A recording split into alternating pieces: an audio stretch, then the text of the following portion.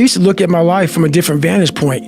And when you're in all the muck and you're just walking in muck and walking in muck and walking in muck, you don't see that if you look off to the left of the muck, there's a sidewalk, brother. Get off of it. You have your head down looking in this muck. Once I saw the sidewalk, got the sidewalk, I got a little break. And I got a different vantage point. And then from the sidewalk, I found a cliff. Then I found a mountain. I got way up high on top of my life and looked back down on it and said, okay, I got to figure this out, man. I'm not going anywhere. I'm starting to lie. So when you have a messed up foundation, I started lying about everything. I wanted people to like me. I wanted to be accepted in some society of life, some social society. And I was like, man, this isn't the right way. I messed up here. I messed up here. I messed up everywhere. And so I realized the worst thing that happened to me is I lost myself. I never had myself. I never found myself. I had no self-esteem. So I knew through working out and through learning, because it took a lot for me to learn also, I started finding self-esteem. Once I found that, that's when doors started opening up. I stopped caring about people, that what they thought, being judged. Wow, if I say this, if I started right now, are you gonna make fun of me? I stopped caring about that. And that's when my life started really changing for me, slowly but surely. Great ideas are never going to interrupt you. They have to be pursued. And if you don't pursue them, you're going to get what everybody else has, which is all this fear, all this uncertainty, all this stuff that won't work, because everybody's focused on what won't work, what can't happen. Why? Because they're afraid. They're afraid to fail. They're afraid to try and feel like they're not enough. So you got to stand guard of that mind by feeding your mind. Jim Rohn used to say to me, success leaves clues. If you want things to get better, you got to get better. If you want things to change, you got to change. But you got to do it deliberately and consciously. And he used to say to me constantly, he said, Tony, you've got to constantly find a way to feed that mind, something that's got strategy in it, philosophy, something that's going to improve the quality of your life. And if you really learn it, you can help the people you love with the things you learn. And so I got hooked. And so I decided I'm going to read a book a day. I took a speed reading course. And I didn't read a book a day, but I read 700 books over the period of 7 years, all in the area of philosophy, physiology, emotion, the things to me that mattered most. And what I really try to do is each day try to use something I learned, not just read, not just let my learning lead to knowledge. Jim used to say, if you let your learning lead to knowledge, you become a fool. If you let your learning lead to action, that's when your life changes. So I started being aware of who was saying what I was taking in. Jim used to say, success leaves clues. If someone's successful, they're not lucky. They're doing something different than you. Figure out what they're doing different. And he said, the first thing is find out what they're reading. He said, I remember he said to me something funny. He said, find out what poor people read and don't read it. And when he said poor, he didn't just mean financially poor. He meant people that were unhappy, people that had no sense of meaning in their life, people that were financially strapped because they weren't managing to add value to other people, people that found themselves not taking care of their relationships, their body. Poor isn't just money. Wealth isn't just money. It's emotional, spiritual, everything. He said, so find out what successful people do, what wealthy people read, what happy people read, and read that.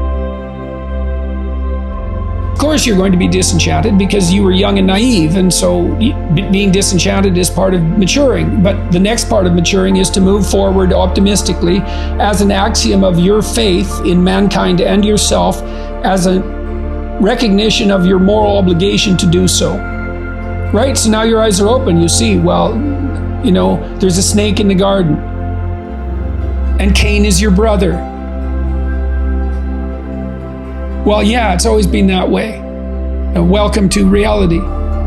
So what do? You allow that to make you corrupt and nihilistic? Not if you think that it's the corruption and the nihilism that's the problem.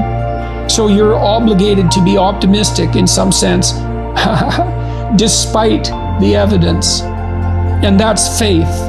So, pick up your cross and stumble uphill, consciously.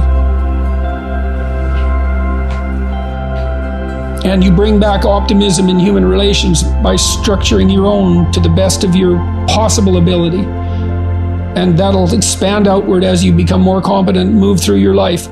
Be productive, generous, kind, discerning, wise, educated. Be a good father to everyone, not the tyrant that resentment breeds in your own heart. And that's an act of moral courage. And that's real maturity. So, and if you want an adventure, well, there's one for you. When you want something bad enough, when it's hurting you enough, you'll fucking change. behavior that we're married to, behavior that we have a hard time changing, the reason we have a hard time changing it is because fundamentally some part of us believes it's an answer. This is true specifically about addiction, and there's different forms of addiction, and humans in general have addictive behavior. It's part of how our brains work. But if you look at addiction, when you see people doing things that we would normally consider destructive addictive behavior, when we look at it, I would challenge everybody to stop looking at it like it's the problem and reframe it to this is this person's attempt at a solution. They're trying to come up with a solution in their life. Now, we may look at it and go, fuck, that's a poor attempt at a solution. But if that's all they know, which is why very often when you see people change in a moment, you're like, yo, what'd you do? Why'd you change? Because they got to a point where they were 100% convinced the behavior wasn't the solution. I don't give a fuck if you can give me the right answer. Can you show me the right answer? That's what I care about. That means you're doing the work. And it's obvious when somebody speaks who has done the work, it's obvious. You can literally feel it in the way they speak. We could have two presenters come up here and speak to you. You don't know anything about either one of the presenters on the front end, but they both speak to you on how to make $100 million. At the end, I poll everyone and I go, hey, who was your favorite speaker? For most of you, the majority of you would pick the guy that has made $100 million versus the guy who was speaking from theory and textbook. You wouldn't know that. You would just say, there was something about the way, we'll say, presenter A spoke that really resonated with me. Well, what you're not picking up on is that he's actually done the work. He's speaking from authority. He's speaking from a position of understanding. It's not theory. Presenter B is speaking the same information, but without the understanding. I leave you with nothing else. Just know this for sure. There is not one thing that has ever happened to you. Not one experience, not one encounter, not one crisis, not one joyful thing that hasn't happened just to make you better and help you rise. Every single thing you're calling in, whether you know it or not, when you figure out that you are calling it in, when you actually start meditating or praying or doing or having a spiritual practice, which is the number one thing you need if you want to be successful in the world. You need something that gives back and nourishes you, regardless of what you call that. You need to fill your cup so that you can be so full your cup runneth over and you have enough to give to other people. If you don't fill your cup, you end up dried up. You end up tired, exhausted, and don't have enough to give to other people. You end up resentful every time somebody asks you because your cup is empty and now they want some of yours. So your number one job is to fill your cup and make yourself whole. What I'm suggesting that you operate out of a larger vision of yourself.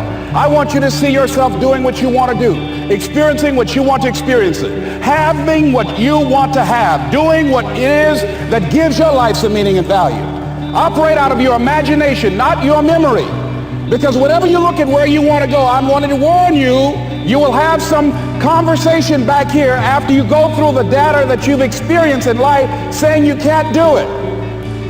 And so what you want to begin to do is ignore that inner conversation. Well, most people, ladies and gentlemen, when something happens to them, what they do is they begin to believe that that's the way it is. That's the way it's always been. And they can't see the possibility of it being any different. Example, before April 1954, the common belief, the universal belief, because it had been tried again and again and again and people had failed, the belief was that man was not physically capable of breaking the 4-minute barrier, that he could not run a mile in less than 4 minutes. That was the belief on the planet. It had never been done. But here's what happened, ladies and gentlemen. Roger Bannister came along and he broke the 4-minute barrier. Now here's what's significant about that. Since that time, up to this day, over 20,000 people have done it, including high school kids. What changed? 20,000 people. What changed? Here's what happened when they got on the track. They knew it had been done. And because they knew it had been done, there was a new belief about this barrier, about this goal that was unreachable. And those 20,000 people got in a race believing, knowing in their heart that someone had done it, that it's possible, that they could do it. And I'm saying that if you know anybody that had some goal, some dream, something they wanted to do,